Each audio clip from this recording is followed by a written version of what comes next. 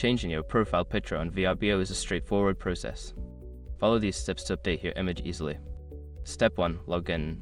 Visit the Vrbo website or open the app and log into your account using your credentials. Step 2. Access your profile. Once logged in, navigate to your profile by clicking on your account name or profile icon, usually located in the upper right corner of the screen. Step 3. Edit profile. In your profile settings, look for an option that says Edit Profile or Profile Settings. Click on this to access the editing options for your profile. Step 4. Change profile picture. Find the section for your profile picture. There should be an option to upload a new image.